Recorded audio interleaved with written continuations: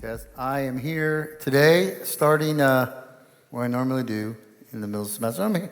I'm here next to some friends, and when I sat down, these girls behind me just went like, "No, please, seriously." They've been here for a few years, and so I'm just gonna talk to Jennifer just a little bit. Here, tell me, where are you from?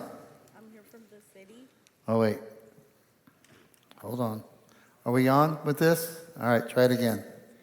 I'm from Oklahoma City. Okay. Yeah. Yeah. Do you live like south or north or South OKC. South OKC, Yay. South Side? Yeah. Now, do you know what this is? A compass? Yeah. Do you know how to use it? No. Yeah. I'm just not a camper. You don't camp? No. You weren't in Girl Scouts or anything Oh, like no, that? no. The outdoors in me? Okay. So that little green arrow, which way do you think that points? North. Always north, right? Yeah. Well, yeah, you got the true north. There's a little hint there, but yeah, north. Magnetic north, but then you can find true north from that, right? Oh. Yeah, so, Lexi, where do you live? Yeah. I'm from Pagosa Springs, Colorado. Colorado. Yes, sir. Give it up for Pagosa Springs. So that's the mountains, right? Mm-hmm. So if I wanted to go to the mountains, which way would I go? I don't want you to point. What direction would I go that way? Let's see. You're going to go west. I would go west, okay. And this is saying, yeah, that way. Okay, way to go. Good job. If I needed to go to the stage right now, which direction would that be? What direction?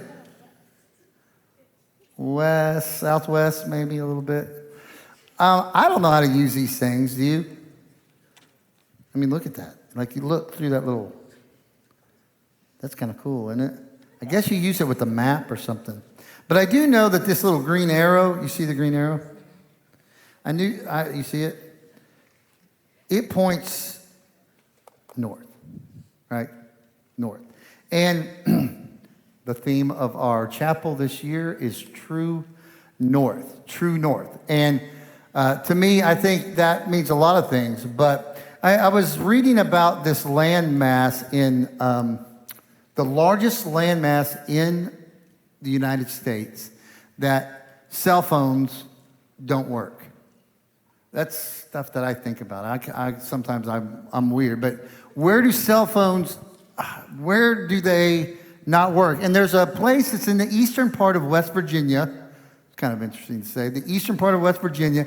It covers West Virginia and Virginia, like 13,000 square miles. So track with me. 13,000 square miles of land where cell phones and Wi-Fi don't work. It's called the National Radio Quiet Zone. The National Radio Quiet Zone. And there's a little town there called Green Bank, West Virginia. It's considered to be the quietest city in the United States because when you go there, all of cell phones and Wi-Fi are banned.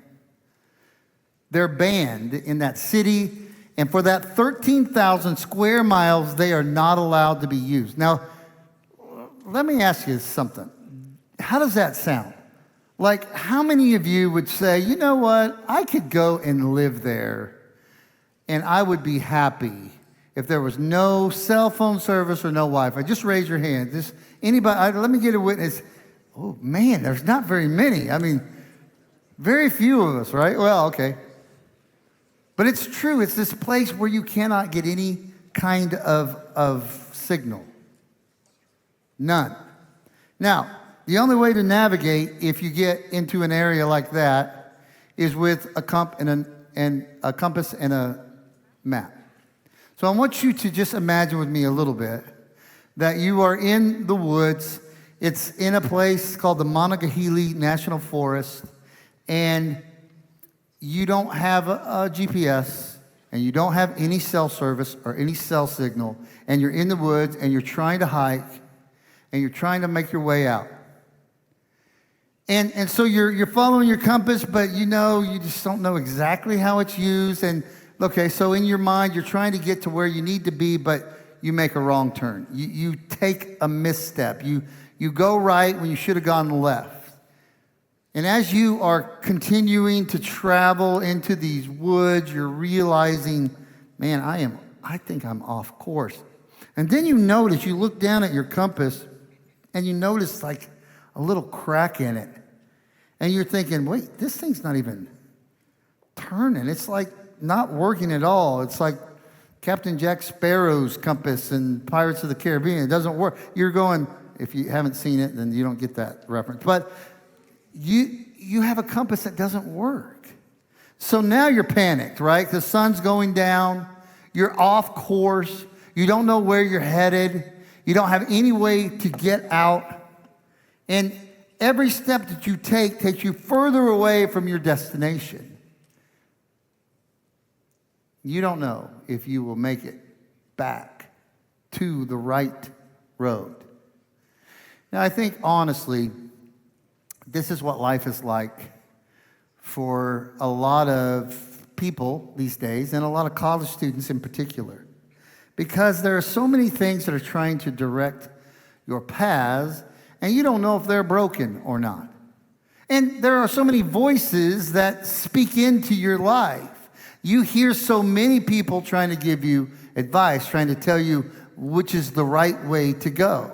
From your friends to your parents to your professors, all of these people are going to have these claims of truth. Social media, popular culture, the trends.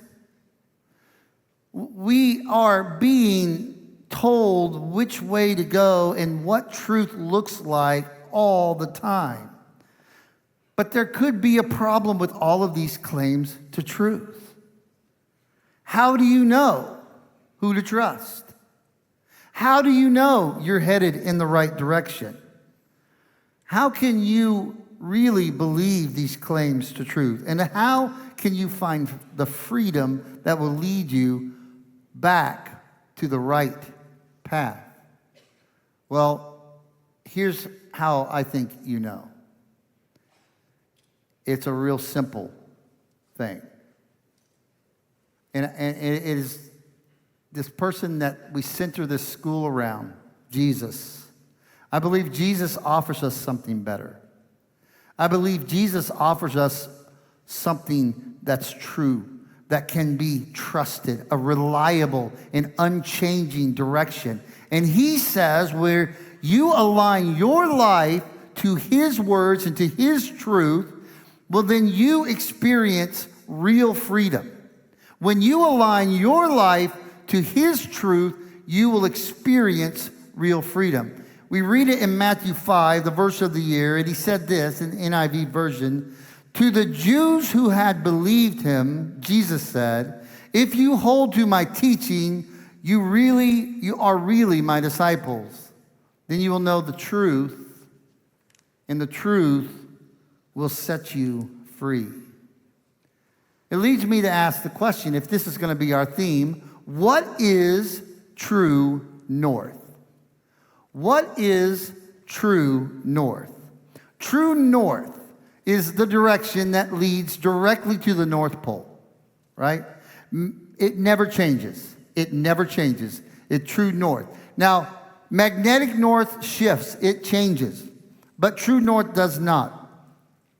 And it's different. Your GPS can get confused. Have you ever been a little bit upset at Siri? I mean, just be honest. Like, you're like, dude, you are leading me the wrong. There is not even a road here.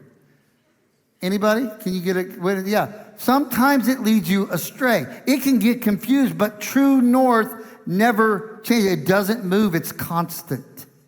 And Jesus says in verse 31, if you hold to my teaching, you are really my disciples. In other words, if you orient your life around me, if you stay the course, if you keep your eyes on me, I will be your true north. When you hear true north in this year, I want you to think about God's truth through Jesus' teaching. And in John 14:6, we read this from Jesus. He says, I am the way, what comes next? The truth and the life.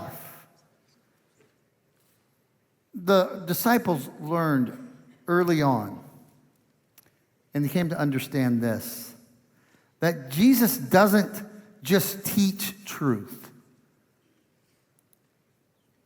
He is truth. Jesus just doesn't tell you which way to go. He embodies this. Truth is a person. The world says truth is relative and dynamic and fluid, and it's kind of up to you, the individual. Jesus is the truth, and he says you need to depend on the solid rock of my teaching in order to experience freedom and to find true north, because that's what you need in today's crazy, shifting culture.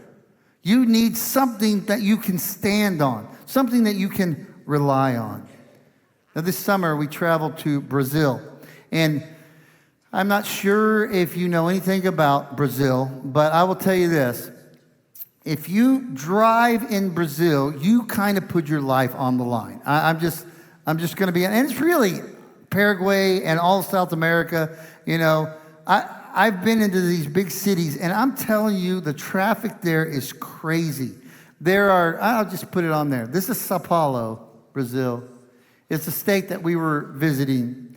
I mean, there are stoplights and stop signs, just like there are here in America, but over there, they are simply suggestions. And that's the truth. If you've lived there, if you've been there, you know. Here, they are not suggestions. On campus, I'm just going to give you a little secret. On campus, if there's a stop sign, don't be rolling that stop sign. You get up to that stop sign, you stop. It means, in the United States, it means stop. And it does mean that even more here on this campus. Like, stop, or you might get in trouble. But there, man, even especially at night, you get up to a stop sign, all you do is honk and go right through it. Wouldn't you love that life? I mean, you're driving, you're going fast, and you see a red light, and you're looking around, there's no one, beep, beep, right through it. You don't even stop. I am not exaggerating as a pastor here. I'm telling you the truth. That's what it is. And I was terrified every time I'm in the car. I'm like, how do you guys not kill each other over here on the road? Same thing in India when I was there. And I realized, hey, our hosts were driving, and there was a few things that they had that I didn't. First, they knew where they were. They knew the city. They knew where they were. That was important. I didn't know where we were. We were just driving. Second, they knew where they were going. First, they knew where they were. Second, they knew where they were going. And third, they knew the rules. They knew the rules of the road. They knew all the details, which I didn't know. I didn't know how they all worked. And it was fine until I'm with this host dad, and he's driving me to pick up his other car, and it's only me and my wife Talia and myself in the car, and he's got to pick up his other car during rush hour traffic, and I'm thinking, who's going to drive the other car? And he said, oh, you are. And I'm like, well, I don't have a driver's license. He just laughs. It's like, just follow me. So I get in this really nice car, and I am driving, trying to follow him, and I, one, don't know where I'm at. Two, I don't know where I'm going. I don't know how to get to his house. Three, I don't know the rules of the road. There are motorcycles. Now, I don't know if you know this about South America. There are motorcycles. Put that picture back up. There are motorcycles. They do their own thing. It would be cool to drive a motorcycle. Can you put that back up? It's on here, but put it up there. Yeah. See the motorcycles? They just come whipping down through the middle of each other. They make their own lanes. And if that one's too crowded, they'll whip into the middle and whip. I mean, they just kind of have their own rules. They know them, though. They know them. I have motorcycles passing me. I'm like freaking out driving, trying to keep up with the host. I'm worried about what's going to happen. And I'm doing okay until we get to this roundabout. And I don't know the rule. I mean, I know the rules in the U.S. You'll yield to the left, but no one yields to anything over there. And so it's like, oh my goodness. And I drive into this roundabout. I can't see where he's going. I don't see the host car. And I'm like, oh my. And luckily my wife sees him across traffic. So I whip it across and I just zip right in behind him. And I mean, all the motorcycle people they are cussing me out. But it's in Portuguese, so I didn't know, It didn't really bother me all that much. I couldn't tell if they were. But I just know that their state of mind at that point was saying, who is this? Yeah, anyway. And so the reality is, if you don't know where you are or where you're going, and you don't know how to get there or what the rules are, then listen, you're just lost. You're lost. But Jesus not only gives you a map and a compass that works, Jesus is the fixed point that makes the map work. He himself is the true north that you're looking for. Jesus. And I don't believe you can truly navigate life the way you were intended to navigate it without him. But with Jesus in your life, you will always, always know where you're going. You will always know where you're going. So, where are we going? Jesus says the truth will set you free. Then you will know the truth, and the truth will set you free. Freedom isn't just about doing whatever you want, right? That's not it. That may be a definition that some of you believe or have grown up hearing, but that's just not biblical freedom. Freedom is the power to live the way that one was designed to live, the way that God designed you to live. One of my NSI family group members asked me the other day, what does the Nazarene, what denomination is this school? What do you guys believe? I love that question. I think you should always be trying to figure out what it is you believe and what it is this school believes. As Nazarenes, we tend to follow this guy named John Wesley. Some of his writings, we think they're important. And one thing he believed is that true freedom comes not just freedom from sin, but freedom to love God fully and completely. So you're saved from sin, and that's important. Sin can really cause you to be in chains and to be bound. And Wesley says you are freed not only from that, but you are freed to be something more than you are at this moment in your life. Christ sets us free to be who you were designed to be.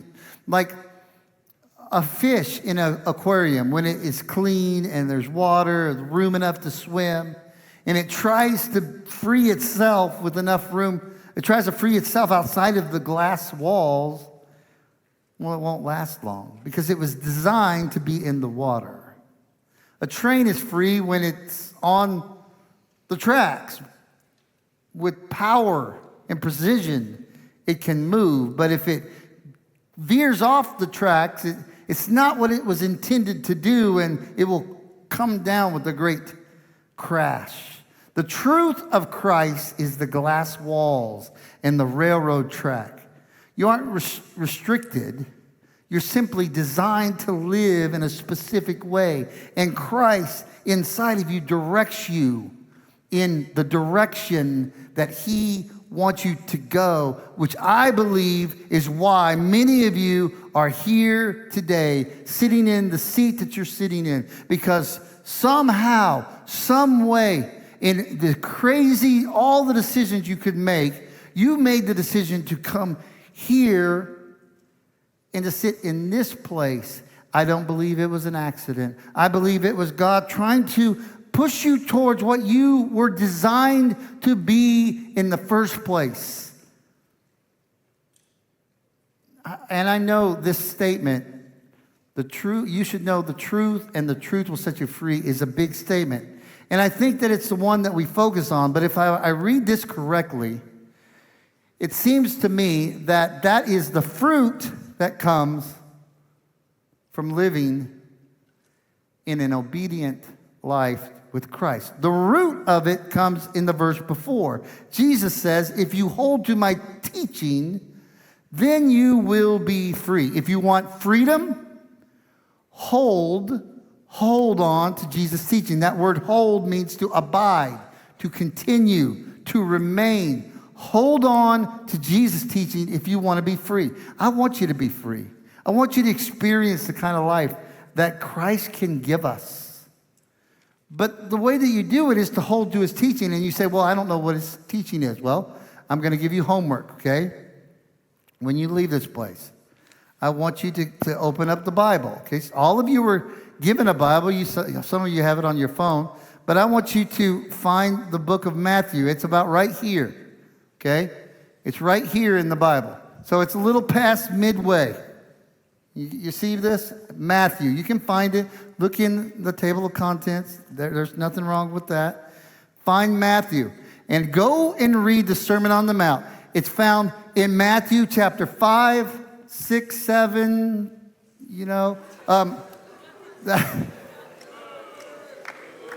Thank you.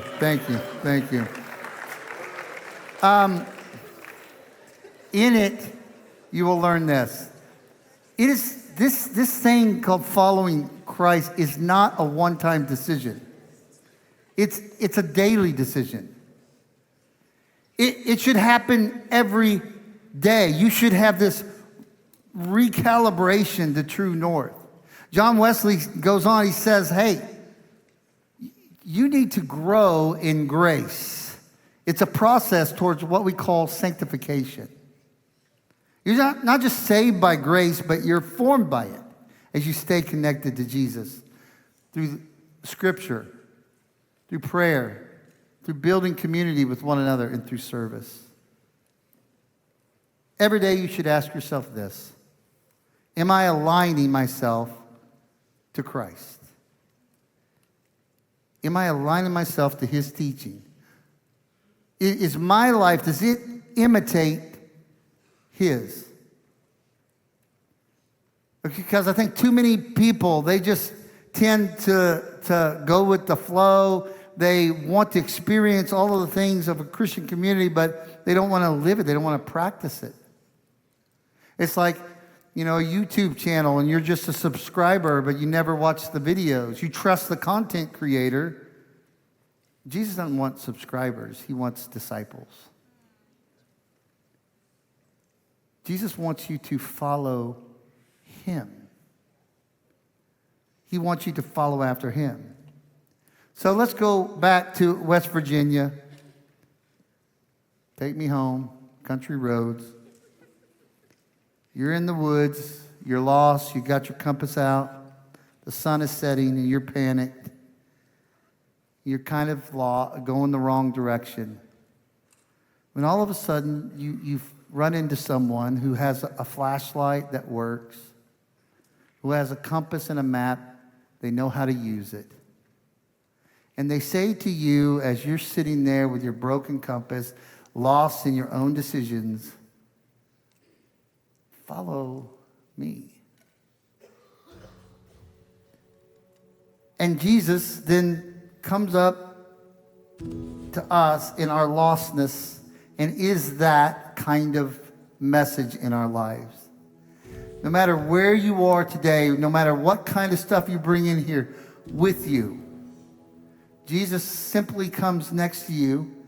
He doesn't shout instruction from a long distance. He comes right up to you and he says, let's walk together through this. Let me show you the way. Do what I do. Practice the things that I've told you to practice. And when you start to do that and align yourself, you suddenly realize this is what I was created for. This is how true freedom feels like. God, why are you blessing me in these ways? I don't know. I'm just going to stay obedient to you. I'm just going to stay walking with you.